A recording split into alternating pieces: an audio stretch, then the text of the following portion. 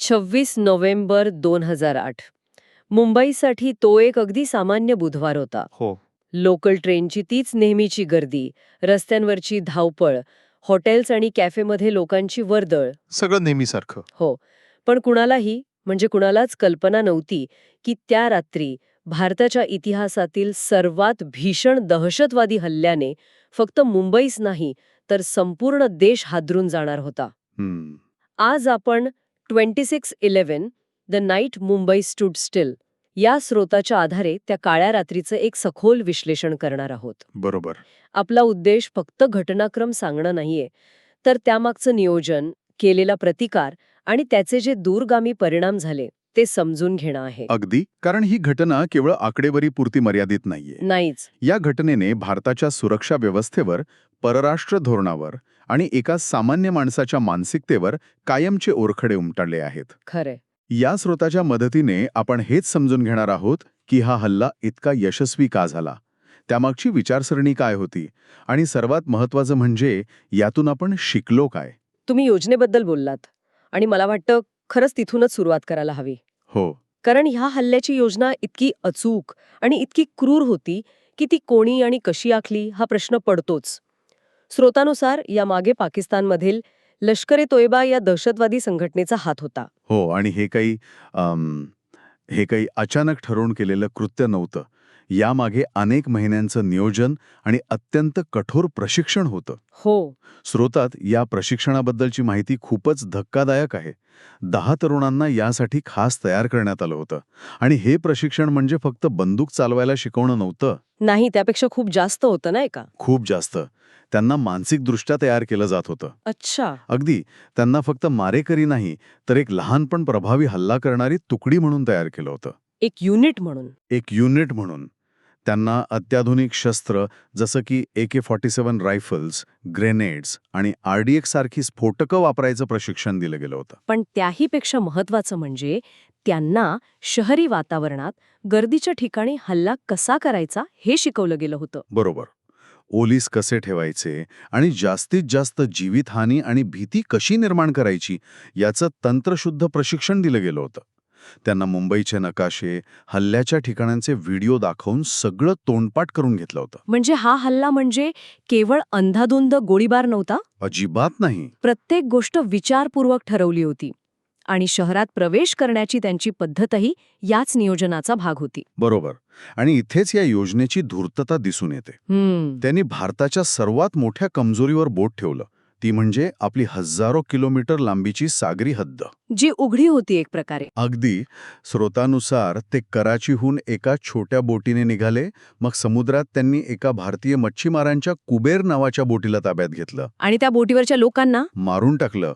मुंबईच्या किनाऱ्याजवळ पोचल्यावर ते एका लहान रबर बोटीतून मच्छीमार वस्तीत उतरले. आणि मच्छीमारांच्या वेशात असल्यामुळे त्यांच्याकडे कोणाचं लक्षही गेलं नाही गेलं. ते सहजपणे त्या शहराच्या गर्दीत मिसळून गेले. हो. आणि हीच गोष्ट सर्वात जास्त धोकादायक होती. या घुसखोरीने हे सिद्ध केलं की आपली सागरी सुरक्षा किती तकलादू होती. खरंय. कोस्ट गार्ड आणि नेव्हीची नजर चुकवून दहशतवादी थेट देशाच्या आर्थिक राजधानीत पोहोचू शकतात, हा एक खूप मोठा आणि गंभीर इशारा होता. आणि मग 26 नोव्हेंबरच्या रात्री 9:30च्या सुमारास तो इशारा मुंबईवर एका पाठोपाठ एक बॉम्बसारखा फुटला. सुरुवात झाली छत्रपती शिवाजी महाराज टर्मिनस म्हणजेच CSMT स्टेशनवरून. कामावरून घरी परतणारे हजारो सामान्य लोक. त्यांना काही कळायच्या आतच 2 दहशतवाद्यांनी अंधाधुंद गोळीबार सुरू केला. CSMT सारखी जागा निवडण्यामागेही एक क्रूर विचार होता. हो ना. ते मुंबईच्या जीवनवाहिनीचं हृदय आहे. तिथे हल्ला करणं म्हणजे थेट मुंबईच्या दैनंदिन जीवनावर हल्ला करण्यासारखं होतं. काही मिनिटांतच स्टेशन रक्ताच्या थारोळ्यात पडलं होतं. पण ही फक्त सुरुवात होती. खरी धक्कादायक बाब ही होती की हल्ला फक्त एकाच ठिकाणी होत नव्हता. नाही. एकाच वेळी शहरात अनेक ठिकाणी हल्ले सुरू झाले होते.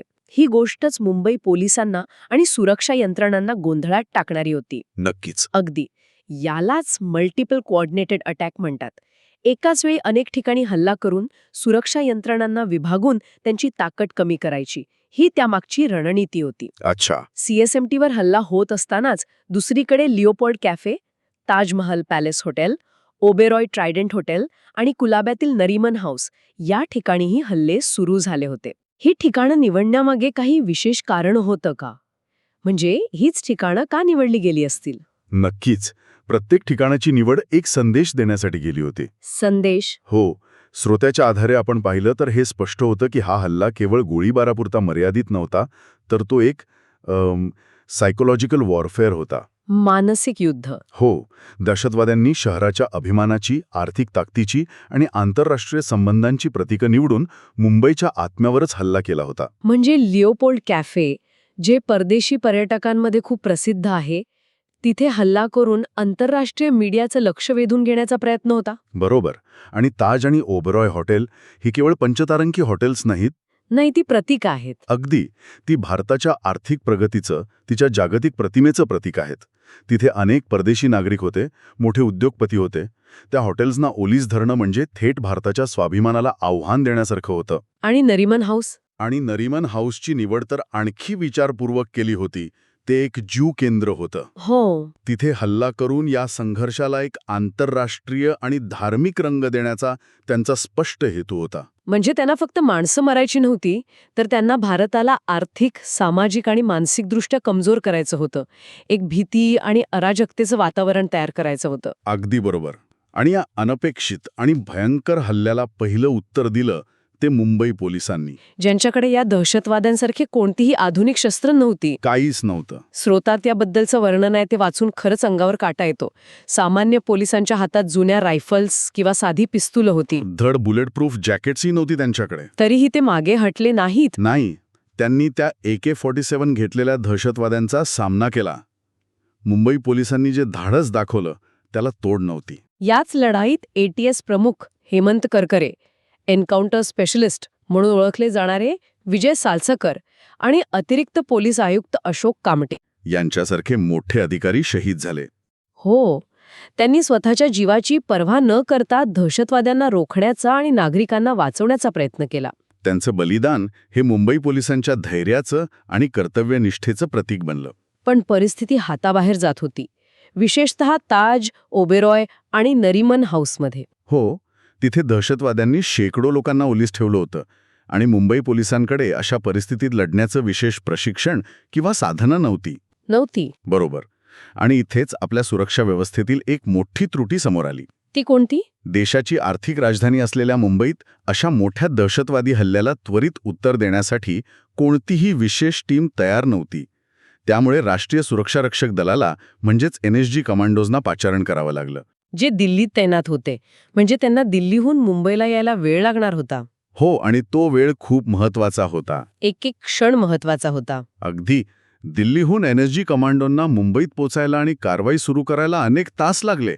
यावेळेत दहशतवाद्यांनी हॉटेल्समध्ये आपली पकड आणखी मजबूत केली होती. आणि याच उशिरामुळे पुढे जाऊन देशाच्या सुरक्षा धोरणात मोठा बदल करण्यात आला आणि मुंबई, चेन्नई, कोलकाता यांसारख्या शहरांमध्ये NSGचे हॉब तयार करण्यात आले. अखेर NSG कमांडोजनी ऑपरेशन ब्लॅक टॉर्नेडो सुरू केलं. ही कारवाई तब्बल 60 तास सुरू होती. 3 दिवस. 3 दिवस? हो, 60 तास. कारण आव्हान खूप मोठं होतं.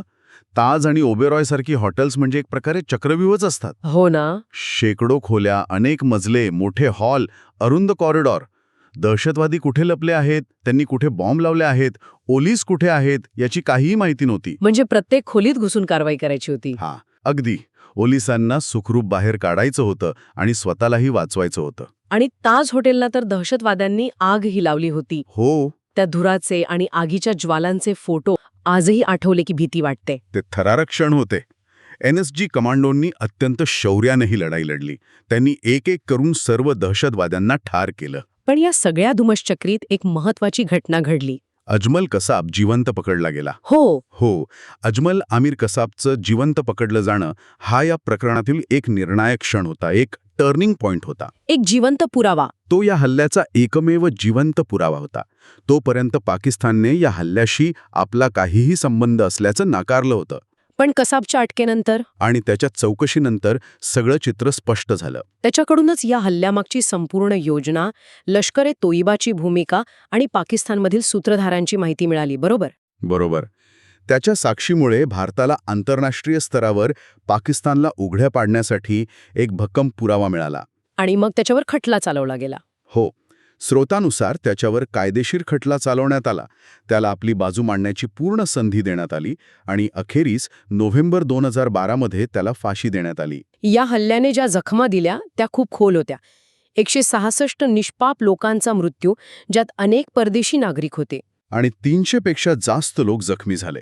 पण आकड्यांच्या पलीकडे जाऊन पाहिलं तर या घटनेने देशाच्या आत्मविश्वासावर एक मोठा आघात केला होता. नक्कीच. पण प्रत्येक संकटातून एक धडा मिळत असतो. या हल्ल्यातूनही भारताने खूप मोठे धडे घेतले. हो. स्रोतात स्पष्टपणे नमूद केलं आहे की 26/11च्या हल्ल्यानंतर भारताच्या सुरक्षा व्यवस्थेत खूप मोठे बदल झाले. हा हल्ला म्हणजे एक वेकअप कॉल होता. तो सर्वात मोठा बदल कोणता होता असं तुम्हाला वाटतं? सर्वात मोठा बदल झाला तो आपल्या दृष्टिकोनात. दृष्टिकोन. हो, आपली सुरक्षा व्यवस्था आतापर्यंत रिॲक्टिव्ह होती, म्हणजे हल्ला झाल्यावर प्रतिक्रिया देणारी.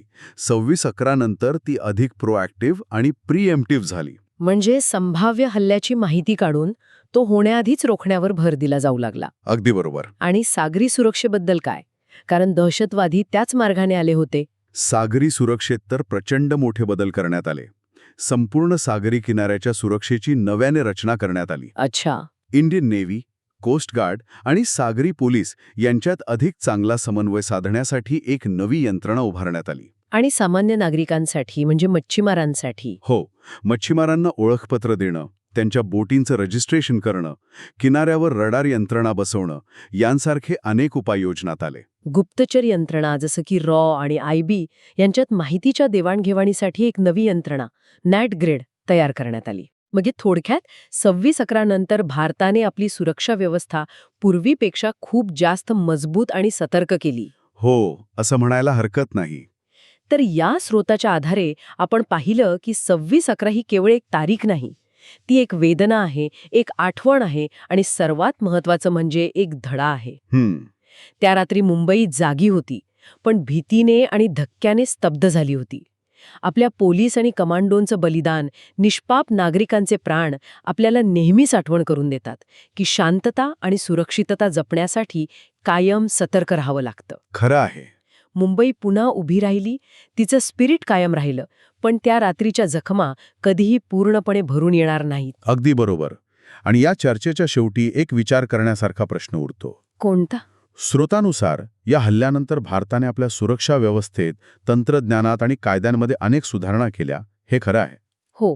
पण एक समाज म्हणून अशा घटनांच्या आठवणी आपल्याला दीर्घकाळात लवचिकता आणि नागरिकांच्या सामूहिक दक्षतेबद्दल काय शिकवतात? म्हणजे केवळ सरकारी यंत्रणांवर अवलंबून न राहता हो, एक सजग नागरिक म्हणून आपली भूमिका काय असू शकते, हा विचार करणं ही तितकंच महत्त्वाचं आहे.